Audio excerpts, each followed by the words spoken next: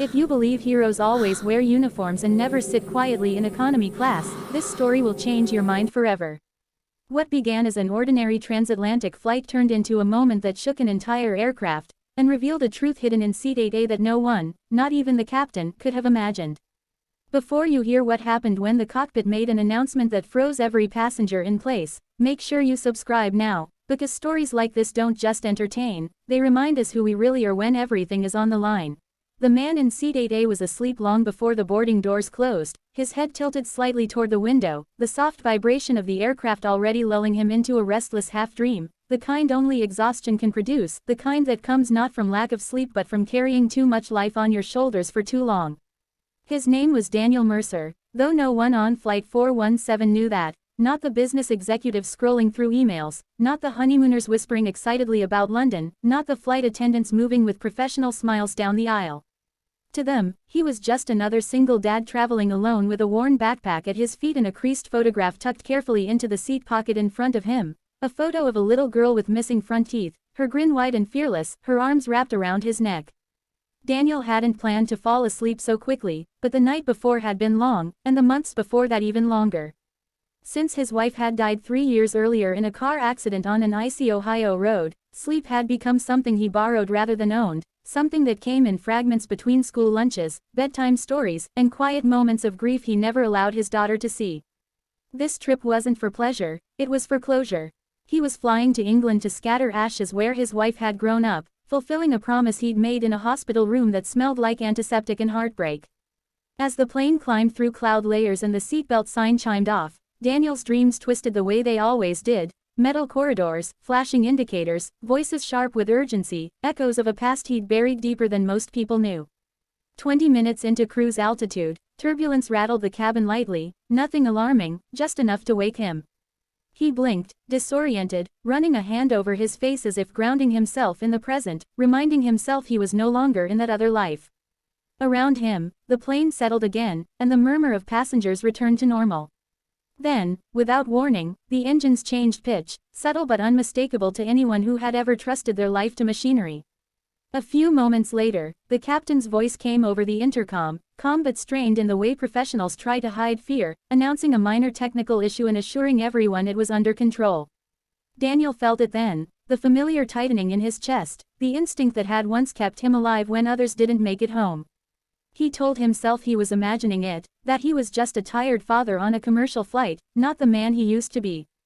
But as minutes passed, the flight attendants stopped smiling, whispers spread, and the plane banked slightly off course. Somewhere behind him, a child began to cry. Somewhere ahead, a woman prayed under her breath. And then came the announcement that changed everything, the one no passenger ever expects to hear at 35,000 feet over the Atlantic, the captain asking if there were any combat pilots on board. The cabin went silent in a way that felt physical, as if the air itself had been pulled from their lungs.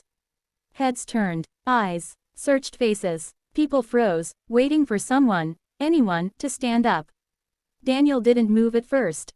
His heart pounded, not from fear, but from a war he'd sworn he was done fighting. He thought of his daughter. He thought of promises. He thought of the cost of stepping forward. And still, deep inside, something older than grief, older than fear, was already waking up. The silence that followed the captain's question stretched far longer than anyone was comfortable with, a vacuum filled only by the soft hum of systems working harder than they should and the faint rattle of turbulence that now felt less like weather and more like warning. And Daniel Mercer sat perfectly still in Seat 8A, his hands folded loosely in his lap, his eyes lowered, because he knew with the certainty that had once guided him through blacked-out skies and hostile airspace, that the question had been meant for him, even if he had spent years convincing himself that life was over, that chapter closed, that he was just a dad now, just a man who packed lunches and attended parent-teacher meetings and pretended the past was something other people lived. Around him, passengers exchanged anxious looks, a man across the aisle shaking his head as if to say surely not me, a woman gripping the armrest hard enough to whiten her knuckles, and a flight attendant near the galley glanced back toward the cockpit, her professional composure cracking just enough to reveal fear beneath it. The intercom clicked again, the captain repeating the request, this time adding details he hadn't shared before: loss of primary navigation redundancy, an unresponsive auxiliary system, weather ahead that made turning back dangerous, and with each word Daniel felt the old instincts rise higher, breaking through the surface of the quiet life he had built like a dam holding back a river. He closed his eyes for a second, and memories came whether he invited them or not. The roar of engines under his hands, the weight of a helmet, the smell of fuel and sweat, the calm voice in his own head when everything else went wrong. He remembered the day he'd walked away, how people had called him brave for leaving when, in truth, it was the hardest thing he'd ever done. He had promised himself, and his daughter, that he would never put himself in that position again, never choose danger over coming home. The intercom clicked a third time, urgency now impossible to hide, and somewhere behind him someone whispered, "Oh God," as the plane dipped just enough to send a ripple of gasps through the cabin. Daniel felt the choice closing in around him, heavy and absolute. He thought of the photograph in the seat pocket, of a little girl waiting for him to return with stories of her mother's homeland, and the weight of that love nearly kept him seated. Nearly. Then the plane shuddered again, harder this time, and the sound of strained metal cut through the cabin like a blade, and Daniel realized with a clarity that stunned him that this wasn't about the life he might lose, it was about the dozens, the hundreds of lives around him that already were. He unbuckled his seatbelt slowly, deliberately, as if sudden movement might break the fragile reality holding the aircraft together, and when he stood, it felt as though the entire cabin inhaled at once. Eyes locked onto him, surprised first, then hopeful, then terrified as they took him in. The tired jeans, the simple jacket, the face of a man who didn't look like a hero, didn't look like anything special at all. A flight attendant rushed toward him, whispering urgently, asking if he was sure, if he was qualified, and Daniel met her gaze with a calm that startled her, nodding once as he quietly told her his rank, his hours, the aircraft he had flown, details delivered not to impress but to reassure. She stared at him for a heartbeat longer, then turned and spoke rapidly into her headset, and within moments the cockpit door cracked open, the captain's eyes wide with disbelief and something dangerously close to relief. As Daniel stepped forward, the cabin erupted, not in applause, but in murmurs, prayers, and sobs as people realized what it meant that someone had answered the call, and as the door closed behind him, sealing him into the narrow, glowing space of instruments and alarms, Daniel felt the old world snap back into focus with brutal familiarity. The captain briefed him quickly, hands shaking despite years in command, explaining the cascading failures, the storm cells ahead, the autopilot struggling to compensate, and Daniel listened, absorbing it all, his mind already mapping solutions, already calculating margins, already letting go of the man he had been pretending to be. He slid into the jump seat, scanning the panels, recognizing patterns that others might miss, seeing not chaos but a language he still spoke fluently, and as another warning tone sounded, sharper now, Daniel reached out instinctively, his fingers steady, and said words he hadn't spoken in years, words that felt like both a betrayal and a promise. "All right. Let's bring her home." The storm announced itself before it appeared on the radar, a deep, low vibration that traveled through the aircraft's frame and into the bones of everyone inside it, and as Daniel Mercer leaned forward in the cockpit, eyes scanning instruments that flickered between green and amber, he felt the past and present collapse into one sharp, decisive moment where hesitation no longer existed, only action, because storms, whether in the sky or in life, never cared who you used to be, only whether you could respond fast enough. The captain rattled off numbers, fuel remaining, wind shear warnings, altitude deviations, and Daniel listened with a focus so complete it felt like the world beyond the cockpit had vanished, leaving only the language of flight. The subtle cues in engine response, the way the control column resisted just enough to hint at imbalance, and he spoke calmly, directing adjustments, redistributing workload, suggesting a manual override that made the first officer hesitate until Daniel explained the logic in terms so precise they couldn't be ignored.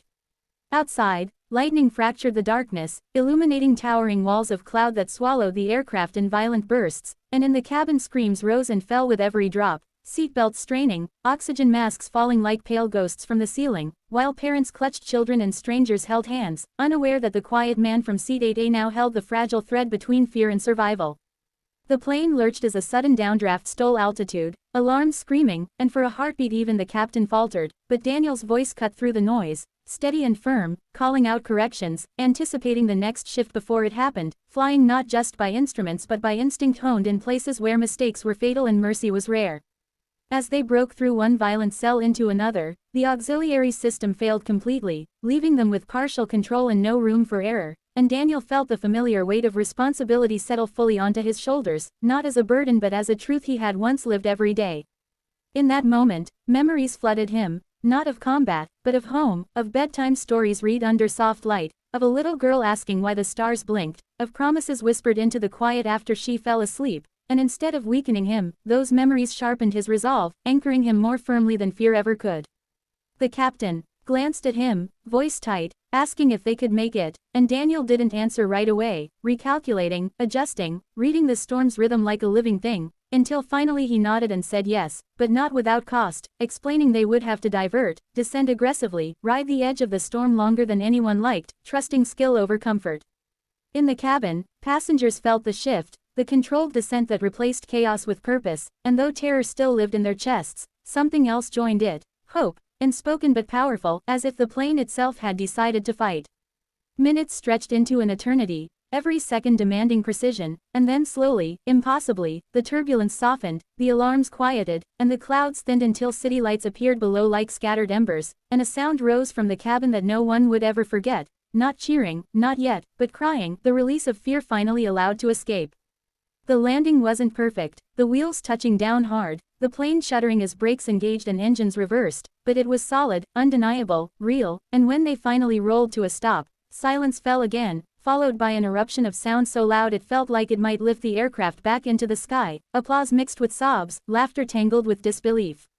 In the cockpit, the captain slumped back, hands trembling now that it was over, and turned to Daniel with tears in his eyes, thanking him in words that felt far too small for what had been given. Daniel simply nodded, the adrenaline draining fast, leaving behind exhaustion and a deep, aching relief, and when he stepped back into the cabin, he was met with standing passengers, people reaching out to touch his arm, to thank him, to see if he was real, and he accepted it all quietly, searching faces until he reached his seat again, retrieving the photograph of his daughter, holding it a moment longer than before. Later, after emergency crews cleared the plane and passengers disembarked into flashing lights and cold night air, Daniel slipped away without ceremony, declining interviews, declining praise, because heroism had never been something he chased, only something that found him when he tried to walk away. As he waited for his connecting flight, phone buzzing with a message from home, a simple, "Did you land yet, Dad?" Daniel smiled for the first time in days and typed back, "Yeah. I'm here," and in that quiet truth lay the final twist of the journey, that being a hero hadn't meant choosing between the sky and his daughter, between who he was and who he had become, but understanding that sometimes the bravest thing a single dad could do was stand up once more, not for glory, not for the past, but to make sure everyone got to go home.